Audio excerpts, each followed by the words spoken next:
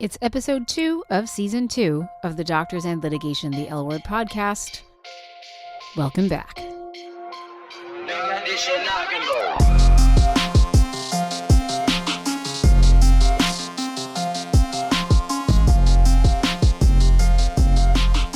I'm Dr. Gita Pensa, and in the spirit of those catchy top 10 articles, which I only recently learned were called listicles, I have today a listicast for you. We are going to talk about 10 reasons behind the help resistance of doctors. And, if you feel resistance to talking about help resistance, then maybe this one is for you. Putting aside the laugh track, this is probably the first episode where I'm really going to let my coach flag start to fly, so to speak. So I do feel the need to get a little disclaimer-y and explain a couple of things. One, I'm a coaching mutt. As a doctor, I am totally by the book and all evidence-based, and as a coach, I'm a total mutt. I pull from a lot of different disciplines. My coaching and teaching are always evolving, and so coaching purists might sort of raise an eyebrow sometimes, but I've really started to combine the education and practice I've had with coaching as a discipline with lots of lived experience, and I throw in a bunch of philosophy and cognitive neuroscience stuff and things I learned myself in therapy and coaching and, really all the things that I found helpful when I was feeling my way through the dark for all those latter years of litigation. Another disclaimer I have here is that I am not here to treat any psychological disorders. I'm not a therapist. I'm not a psychiatrist. And if you really feel like you are truly suffering, then you do need to get professional help.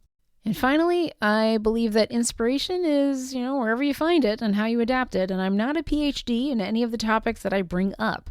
So you may find the need to correct or debate me on these if you know more than I do about a given topic, and I totally welcome that. You can find me at my website in the show notes, and there is actually nothing I love more than a spirited discussion about deep human stuff in medicine and psychology and coaching, and I love to learn, so honestly, just bring it on. So I will start by using a quote that I often use with people that I'm working with, and it sort of exemplifies my muttness. It's advice that Bruce Lee, the martial artist and actor, gave. And by the way, if you are not familiar with the life of Bruce Lee, what an amazing but brief life. Read about it. Created a whole new hybrid martial arts philosophy, which served as the basis for modern mixed martial arts and was obviously a movie star. But he once gave a piece of advice that sums up my attitude towards the coaching and education work I do and what I invite people that I work with to adopt, and it's this. Adapt what is useful, reject what is useless, and add what is specifically your own. So adapt what's useful, reject what's useless, add what is specifically your own. When I say reject, I mean maybe actually think about a thing, try it on, take it for a test drive before you reject it out of hand. But if something that I'm saying is useless to you, all right, throw that thing away. But if there's something that you can take out and adapt to your own life or to your own work or to helping people around you, then please do that. Put your own spin on it. All I really want to do is make you think and offer you some things to think about or tools or concepts to try on. And if I can really make you mull over some of the ideas I'm going to put forth today and in future podcasts, it will be mission accomplished for me.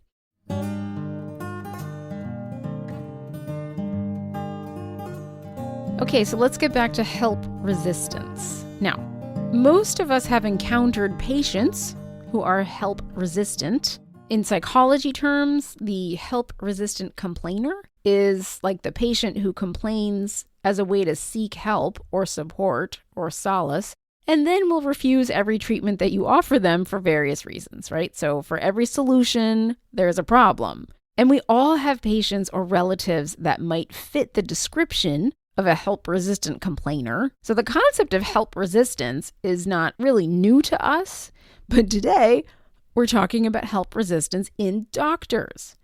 And maybe that means you, maybe that means other doctors, because what I find is that a lot of doctors now know that a lot of other doctors are not okay and could probably use some help, and it's perfectly fine for them. They should get all the help they need, but I myself do not need that. I'm specifically addressing doctors because that's the culture and psychology that I know best. But the more I work with nurses and advanced practice providers who are immersed in medical culture and who also do get burned out and who get sued, by the way, the more I understand that we are all conditioned in fairly the same way and swim in the same sea and drink the same water in medicine. But I'm going to be talking about the way doctors are trained because that is what I know. And it's also so extreme in terms of time and intensity of indoctrination into our culture. So let us begin.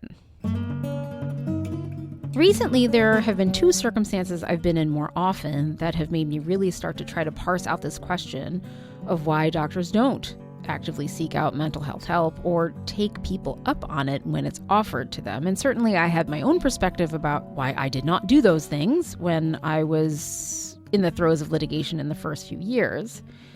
So those circumstances are, one, that I get a call from an institution that has set up a peer support program of some sort, and bravo to you, but no one's coming. No one's using it. And that's a topic that we're going to tackle on another day. But the other reason is that as I get more referrals from insurance companies or attorneys for the coaching work that I do, the more I'm encountering physicians who are not in a self-selecting group of people who have sought out coaching. So in other words, when I was first starting my practice, the people who came to me were looking for help. And that was, kind of an easier group to work with. The thing that I have to overcome with those physicians is their skepticism. And I always tell them I can work with a skeptic, but I can't work with a wall. So if you come and you're like, I don't want to be here, then we're probably not going to get too far, or at least not until we start addressing the reasons behind the resistance. So I've been thinking about it a lot, and I tried to distill it into this listicast for you. And I think listicles are supposed to be short, but my listicast is not. Each of these topics is something that we could probably talk about at great length, and perhaps someday we will. But as always, if you really try to understand a complex topic, it is usually more nuanced and intertwined than you think it would be at first glance. So here is the list. I'm going to read it quickly, and then I'm going to go back and we're going to talk about each one just a little bit. Okay, so here's the list. Reason number 1. Internal core beliefs and identity of the physician. Reason number 2. External collective beliefs in medicine. Reason number 3. Inability to recognize that help is indicated or, tangentially related, avoidance coping. Reason number 4. Unawareness about methods that exist, or also invalidation of those methods.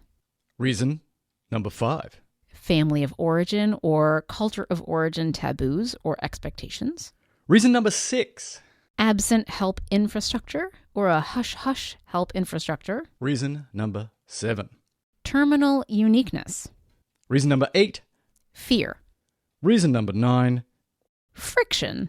Reason number 10. Change resistance and inflexible thinking. All right, that is the top 10 list.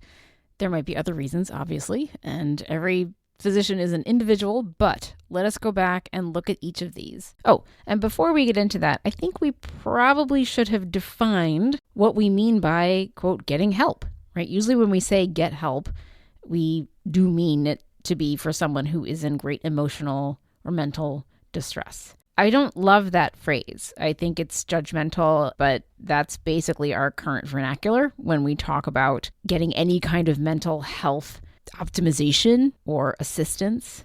And so when I say physicians are help resisting, yes, they're probably resisting therapy, and we're talking mostly about the physician who's clearly in distress.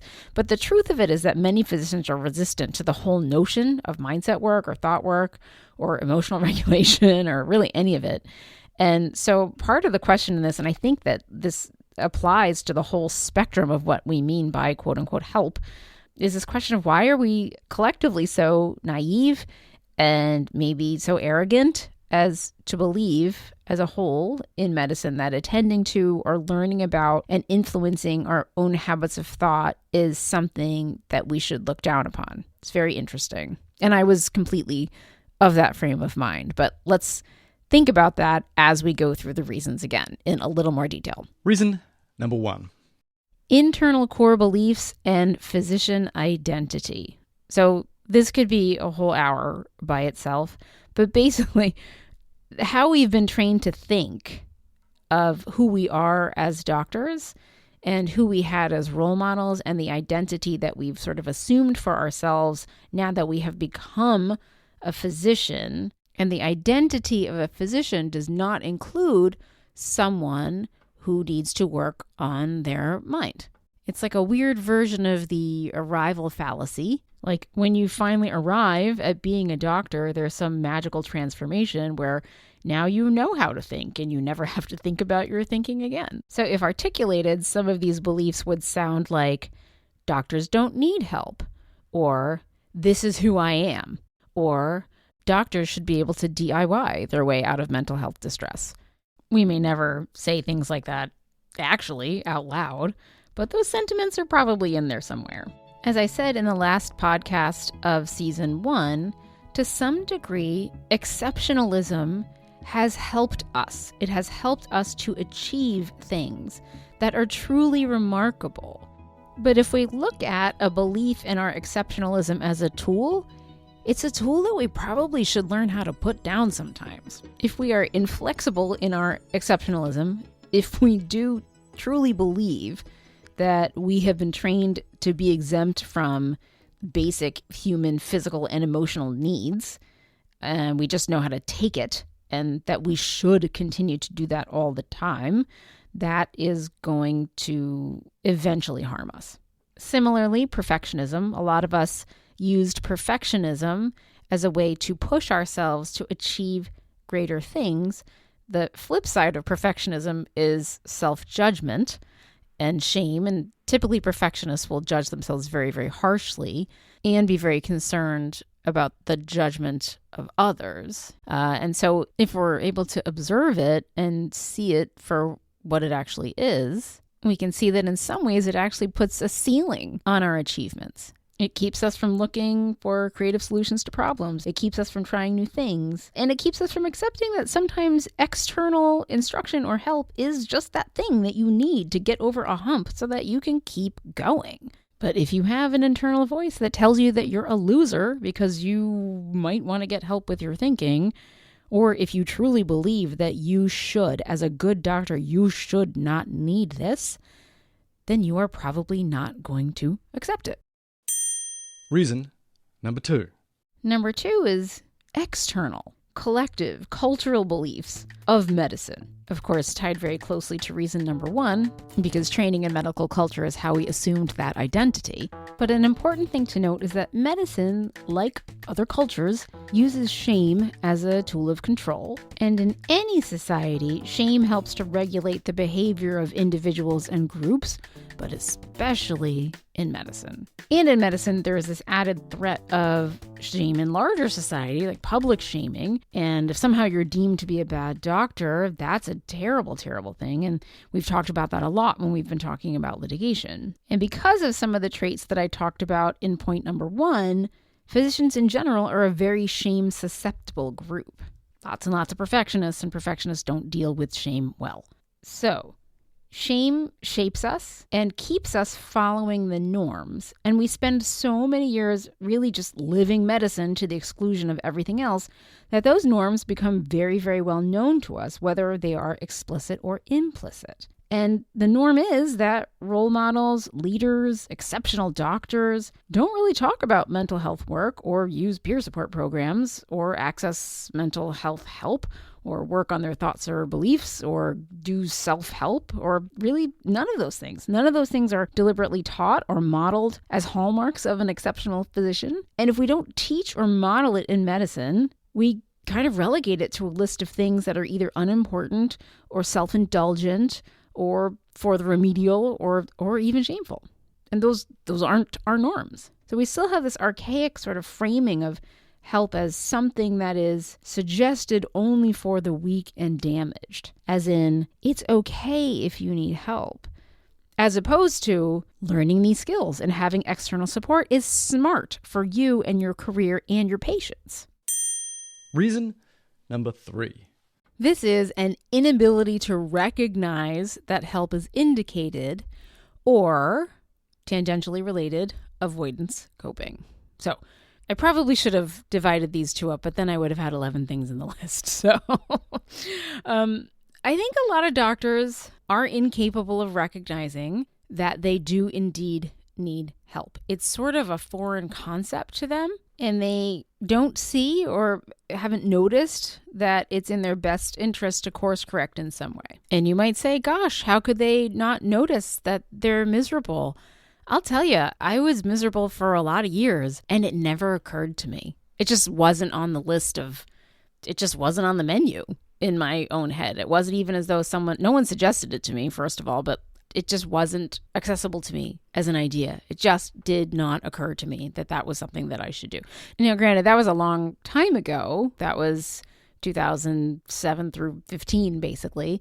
And things have changed a lot in the last decade, or at least they are slowly starting to change in greater society and less so in medicine. But there was a part of me that definitely felt like I was supposed to be miserable. I don't know if I would have articulated it that way, but I kind of had this belief that that was how it was supposed to be now. Now, the doctor who's using avoidance coping, and I don't mean to suggest that this is an overt strategy, like they're usually unaware that that is what they're doing.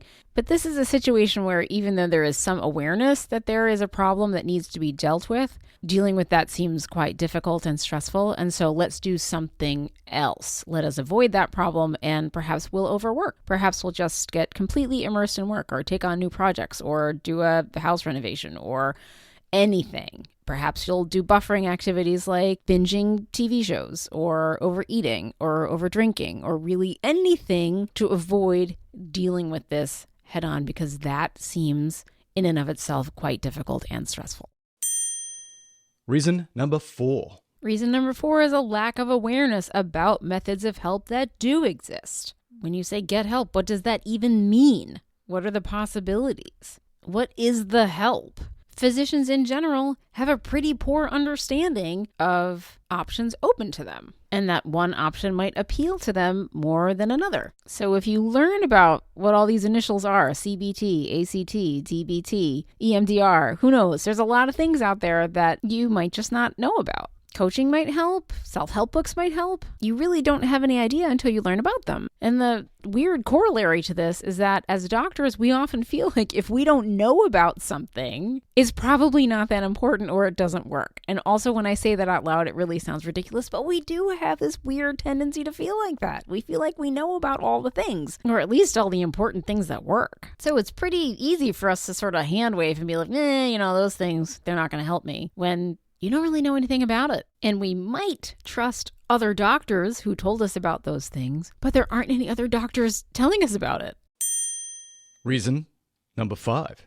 This one might be true for a lot of people, and it has to do with family of origin or culture of origin, taboos about any sort of psychological help, or expectations that are placed on the high achiever in the family. So think about Luisa in that movie Encanto.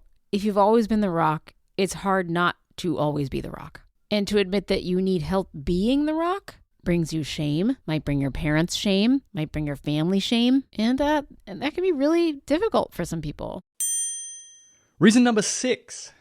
Reason number 6 is about help infrastructure. And by that I mean talking about institutions. What do you have to offer your clinicians in terms of help? Are you offering anything? Are you even talking about this out loud? And if you do offer something, let's say you have a peer support program, how secret is it? Is it something that everybody would know about? Is it something that everyone could name somebody who utilizes it? Is it something that is a normal thing? Speaking of norms, is it a normal thing for people to use it? Because if it's not, and that's not your culture around it at your institution, they will probably be poorly utilized. Reason number 7. Reason number 7 is terminal uniqueness. Now, what do I mean by that? So this is a concept that's most often talked about in the context of substance use disorders, but in doctors, it really seems to have something to do with that exceptionalism that I talked about in point number 1. And the basic definition is that it is the false belief that the situation the person is facing is really not like things that other people face. And so techniques that might help other people will not be able to help them. In doctors, this could also manifest as a feeling like, I might need help, but there is no one who is not a doctor in this situation who understands what it's like to be a doctor in this situation. And if I tried to explain it to anybody who didn't really understand the situation, it would just take too long and be too hard. It wouldn't work. Reason number 8. Reason number 8 is fear. And sadly, sometimes that fear is justified. In litigation, physicians are often worried about discoverability. And because of intrusive questions from state licensing boards or hospital privileges committees asking about whether someone has ever had treatment for their mental health, physicians are often very reluctant to get professional help or take prescribed medications because they might have to disclose those things. The Lorna Breen Heroes Foundation has been doing great things to change that, and you can check their work out at drlornabreen.org, and I'll drop a link in the show notes. But we are still pretty nervous about the discoverability of those interactions, or afraid that our peers will find out and judge us, or that somehow accessing this help will come back to haunt us professionally. But even in states where this is fairly protected, this belief remains pervasive. In litigation, if a physician is afraid, and they are told explicitly by their attorney not to talk to anyone, and there seems to be implicit messaging from medicine that they ought not to need to talk to anyone, well, they probably won't talk to anyone. Reason number 9. Reason number 9 is friction. And by friction, I mean anything that makes getting help or accessing resources more difficult. And if you've got reasons 1 through 8 working against you, it does not take a lot of friction to keep you from following through on even a tiny inclination to start exploring new ideas or trying out a new modality to help your mental health. And the biggest source of friction against getting help among doctors is a lack of time. Like, who could possibly make the time for therapy or coaching or, gosh, even a self-help book or podcast? That time is usually getting sucked up by medicine. Or it could be that you don't want to take away from family time, or it could be that therapists also don't like working past 5 or 6 o'clock or on weekends, and you don't want to cancel patients or lose income. And it says a lot about the state of medicine right now that this is also a norm. You know, you're on a treadmill and you cannot get off. And getting help just seems like one more thing on a to-do list that never, ever, ever, ever ends. And the harder the climb to finding that help, like you might not know where to start, you'll have to look things up, you don't want to ask anyone for recommendations because then they'll know, you'll have to make phone calls. I mean, I know it sounds silly, but that's all friction. If someone could magically clear your schedule for an hour and drop you in a session with someone that you immediately hit it off with, and of course paid for it too, then you'd probably think about it, but otherwise, who has the time? Reason number 10. Reason number 10 is change resistance and inflexible thinking.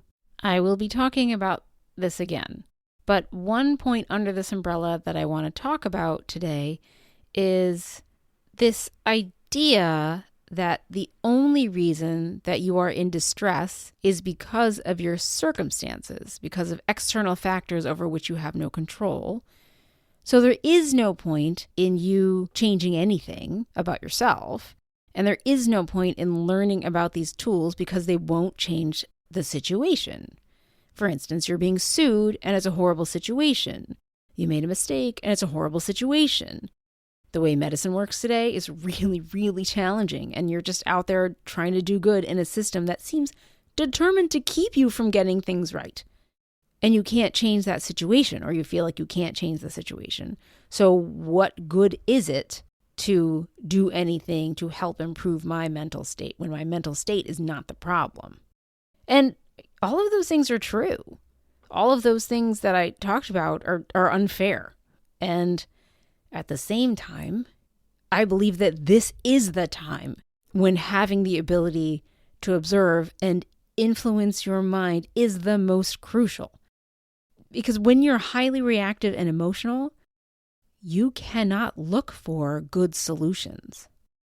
Now, you don't have to stay in a job that is tearing you apart at the seams. And one day we'll talk about how to think about that decision. But unfortunately, once you're in litigation, you're in it. And I used to think that it was just an automatic, okay, I'll be miserable now until it's done. And probably even after that, this is the end. This is just the end of happiness and joy and lightheartedness. And that is what I accepted. This defeatist, oversimplified thinking that just led to a surrender to misery. It felt permanent. It felt true. It made sense. And it was wrong. And when I finally did get help, I started to learn that I had a lot more control over things than I thought I did.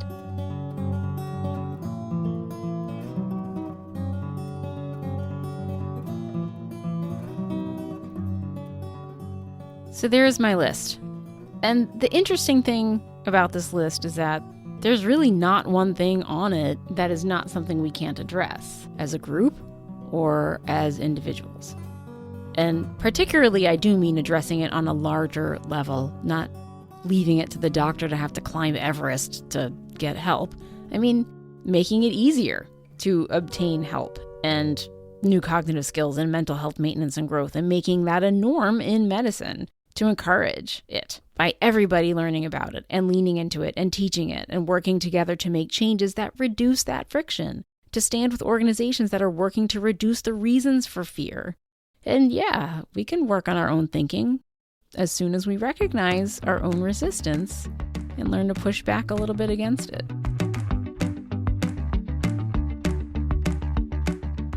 Thanks for listening. I'll be back next month where we're going to start a conversation about board investigations. And if you happen to be listening to this the month that I'm releasing it, which is April 2024, I will be in Austin giving the keynote address at the AAEM, American Academy of Emergency Medicine Scientific Assembly in Austin. I hope to see you there. If you're there, please come say hi and we'll talk about help resistance. No.